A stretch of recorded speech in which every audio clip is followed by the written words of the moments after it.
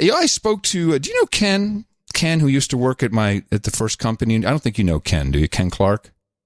I never heard of a Ken Clark. Well, he was the VJ coordinator at MTV when I got there in the 80s. And he worked for me for a while, actually at home for a couple of years when I was very busy with syndicated radio shows and running around. And so we're also good friends, been friends for about 30 years. And we haven't spoken he missed my second wife entirely. So that's how long we haven't spoken. He said, and he called me and said, yeah, I really haven't talked. And you got married. So let's talk. So he's been living in Portland, Oregon for the last 17 years. And I just wanted to give a little bit of feedback on what he told me. And because we talk about wines, we talk about what we know about Portland, that it's, seems like things are kind of weird up there. They've always been weird. In fact, it's Austin's sister city. So people claim. But he had a number of things I just wanted to run down because I thought they were all very interesting. And the first one is that, obviously the housing market, which he got out of, the housing market went so insane, which is exactly what's going to happen. It's happening now in Austin. As Portland, Oregon was the number one country to move to. He says that half of Silicon Valley's employees have now all moved to Portland, and they're telecommuting with the exact same jobs. Their jobs are in Silicon Valley. Their jobs are in California. Now they telecommute. Yeah. I mean, and of course their living expenses are half. They literally could not afford to live in the community where their company is located because of the gentrification and the wealth and the prices going up. Mainly the high end houses go up. Well, all the houses. I mean, the problem is that they didn't get in early when they had a shot at it some years ago, and then they because they wouldn't sacrifice, right? Which you have to do. And now they're priced out, and even though they can make $150,000 a year, they can't afford it. And the people who were there, who were holding on, who were just living, and they see their homes go up, all of a sudden they're worth a lot of money. They look around like, well, it'd be great to sell my home, but they can't buy anything nearly comparable for the same money, so they're not moving out. They're not selling. So the rental market is exploding. So the rental units there's two big employers. Nike, of course, is the huge employer in Portland. And I think that's a well-run company. It's very respectful of its employees. The other one is Intel. And he says... Hillsborough, yeah. All the Intel employees, all Indian, Pakistani, other... and all developers... It's complete. It's the home of the H-1B. That's Intel, exactly what it is. Oregon. we both enjoy the flower very much, and he says that what happened in the weed industry with the legal marijuana this has ruined Portland, whereas they had a very vibrant. They still, I guess, to a degree, have a vibrant microbrewery culture, although InBev has come in and bought a lot of them up. There's still, little breweries, and you can still have a good time. And somehow the Portlandiers thought, this would be great, and we'll be kind of like one big giant, Grateful Dead city. We'll have nice, cool little coffee shops and places to go, talk about weed, smoke weed, have a nice weed culture. He says it's the worst you can imagine. They have over some crazy amount of 10 million tons of weed they've overproduced, which they can't ship out of state. So they can't get rid of it.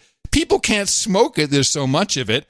And everyone's going out of business except for these big chains, these big box, like the Walmart of weed. He says it's horrible. And everyone's going out of business. What is the Walmart of weed? I forget the name. Get me the name. Yeah. These a lot of these are public companies now, and so they just screwed everybody over. It's really you can go to the big box dispensary and get some cheap weed, but he said all the mom and pops who had were trying to build on their own farm, all have been either bought out or pushed out. So he says it's a very great example of American corporatism ruining everything. Not that I'm against corporations, but this is what you get. And I sent you this morning. Did you see they finally released the plans of the Google building for Austin? Did you see this article I sent you? No, I did not. I did not see this. Holy crap. It's going to have 5,000 Google employees. In Austin? Yeah, it's right next to our old building in downtown. Downtown Austin? Yes. It's like this big. It's like, I keep saying like a damn millennial. It looks like a large sail.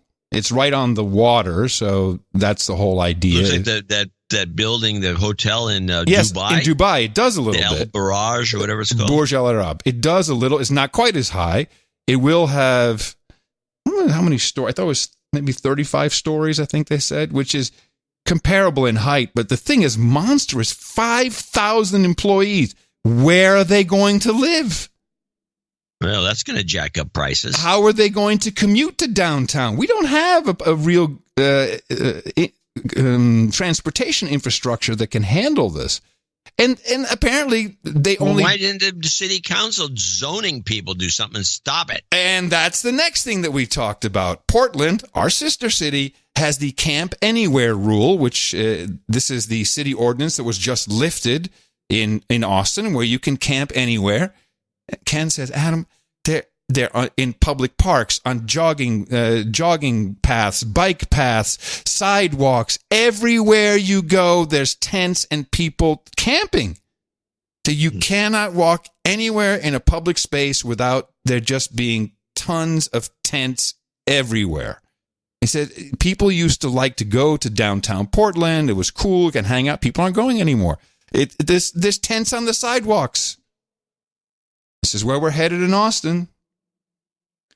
Although, just as a side note, the community first. I was very happy to see Scott Adams tweeted this. People Magazine did a feature on a great nonprofit here in Austin called Mobile Loaves and Fishes, where they have affordable housing, which is micro homes, $300 a month, and you have to pay for your own electricity. But they help people go through drug addiction, other addiction programs. Then they bring them in. Then they can actually work on site doing certain jobs to make money for their rent. And it's run profitably, this nonprofit, as in a plus balance. I looked at the $990 yesterday. The CEO only takes $110,000 a year. And that's him and the CFO. Everyone else is pretty much volunteer. Fantastic program, which should be a model for anyone. It's Mobile Loaves and Fishes, the Community First Village. I'll be reporting more on that as I'm going to go visit them because I'd forgotten about them in this whole conversation. So what? I have a clip of Mobile Loaves and Fishes. No, I got a clip about homeless encampments and all the rest of it. Oh, okay. You guys are all, the guy in Portland, your buddy up there's moaning and groaning, and you're moaning and groaning. And we got into a beef about this some time back. When I was in Austin, I said, your homeless thing is kind of lame. It's kind of like low end. Well, I mean, we're not living up to people shitting on the sidewalk like your hometown. Yeah, worse than that. If you want to play this clip, okay. It turns out that as usual, despite the size of Texas, California is number one. And this is the clip, Trump on the homeless, a local report. California at a campaign rally last night saying half of all homeless people are in California. KPIX5 political reporter Melissa Kane in San Francisco with a little fact check. Melissa? Yeah, Alan, President Trump dropping that jarring statistic during his campaign last night, saying that half of all unsheltered Americans live in the state of California. So we checked, and he's right. What? But we wanted to know why. Why are so many people living on the streets in California? At a campaign rally in Ohio, President Trump said Democrats can't be trusted to run the government. He cited San Francisco as an example. The conditions in Nancy Pelosi's once great city of San Francisco are deplorable. They're deplorable. He also said California is not housing its homeless. Nearly half of all the homeless people living in the streets in America happen to live in the state of California. What they are doing to our beautiful California is a disgrace to our country. It's a shame. The world is looking at it. According to the 2018 Homeless Assessment Report by the Department of Housing and Urban Development, 47% of all unsheltered people live in California. The unsheltered are homeless people who are not in shelters or temporary housing. Well, now that's an honest report, finally using a term that makes sense. Thank you. So when the president says nearly half of all homeless people living on the streets live in California, he's right. According to the report, the total number of people is about 90,000. Governor Newsom says he welcomes the federal government's ideas and resources. If you've got a critique, offer some advice and counsel on solutions. And if you have advice and counsel on solutions, also provide resources. Governor Newsom also said HUD is slashing funding for housing, and that's an issue also brought up by Jeff Kaczynski. He's the director of San Francisco's Department of Homelessness and Supportive Housing. Since 1978, the federal government has cut HUD's budget authority for low-income housing by well over 50% in current dollars. And I think that cut has really tracks the rise of modern-day homelessness. He says the funding cuts hit California especially hard because it is also very difficult to build here. I think we need to figure out ways to streamline housing construction. We need to look at our zoning laws. We need to look at our investments in affordable housing. Is there more to? Oh, that no, hold on, there's more.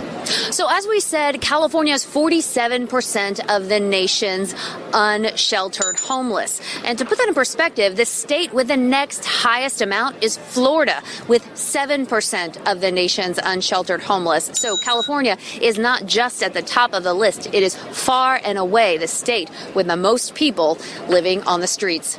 Live in San Francisco, Melissa Kane, KPIX 5. Okay, you keep ringing your bell when she says unsheltered, so I'm sure you have a point to make. No, the point is that you guys moaning and groaning, Portland, Austin, I said this, is nothing. You have no clue. 7% is the next state on the list.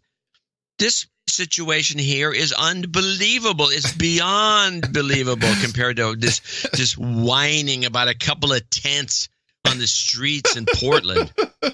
We have nothing to complain about. I apologize. What are we thinking here? This is so stupid of us. We don't want to prevent anything. That is my point. Well, your point's made.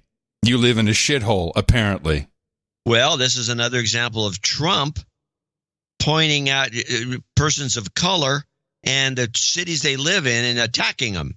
Well, Pelosi's not a person of color, and it's got nothing to do with anything, but that's beside the point. This Trump attack dog, they wanted to do this report. One of our producers sent me this clip, which is embarrassing since this is a local station. And they wanted to do this report as bull crap. Here's Trump again. Let's fact check him and let's get him, nail him for this because this is new. This has not come up in the conversation. And so they started fact checking. It turned out to be true. And then there were these social justice warriors at KPIX. Oh my God. He's right. Well, what's interesting is the term unsheltered. So the two things that were interesting, the consistent use of the term unsheltered, which is much more accurate than saying homeless. And again, and this is what our Mayor Adler in Austin is doing. You're right. We have nothing to complain about. You're completely right. It is very innocuous and minor compared to what's going on on the entire West Coast, but California in particular, is that his plan is the same. I hear the same, well, we need affordable housing. No, you need to, I mean, Mobile O's and Fishes, they have a food truck program where you can get free food, and that's where they onboard people saying, hey, man, you could get yourself off the street. You can make some money. You can pay your own rent, be independent, be a member of society, go through this. You have to have at least a mental health issue or an addiction problem, and they'll help you go through the program. You come out of the program, and you can go right into their program. And it's successful. They have 200 people there now. They're building phase 2, which will have another 500 people. I'm going to go visit. I'm going to come back with a report. This is in Austin. This is very, very encouraging. But no, our city council and our mayor are, now we need affordable housing. We need more affordable housing. Idiots. And speaking of which, being a former real estate agent for RE/MAX, he told me what is going on in this industry, and that will be my final report from Portland. Amazon in particular, but also the typical real estate sites like, what's your favorite, Zillow, etc., they plan to remove the real estate agent entirely from the process.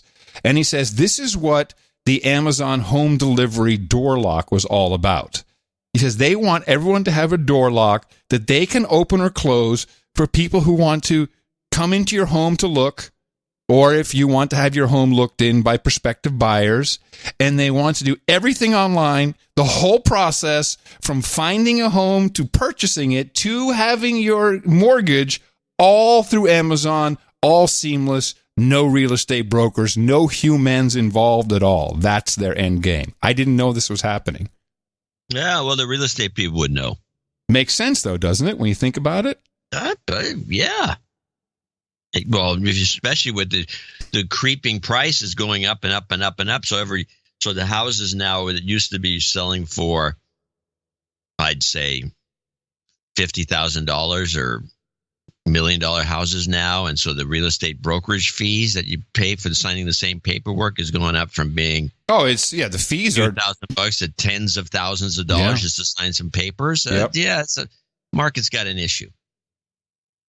So I always thought that this you have to get a license to be a real estate agent. I thought this was is there liability for agents if they mess something up or if they don't explain something? Is there some title insurance covers that? Right. Anything gets messed up, that's what title insurance is for. But when you think about it, when you think about the data and the surveillance and all the information that most people willingly give to Silicon Valley, which eventually winds up in data brokers' data warehouses such as Axiom, owned by big advertising giant WPP, or in any of Oracle's data broker databases, it's very easy to know how much you can afford, help you to fix your credit through our other app, Credit Karma, or what's the new one now? Credit Seed, or there's a million of them. Or your bank is doing this too, and you help you get on a better path, pay your bills on time. Ooh, your magic number went up. Oh, now we can give you some more credit. You can go buy this house, and we'll take care of cradle to grave. You're just a piece of meat, human resource, a brain in some body with a wallet attached to it, which you don't piece of meat. What did you say? Didn't hear it. No. Piece of meat. Just want to make sure I got it without me talking over it. Yeah, it was okay the first time.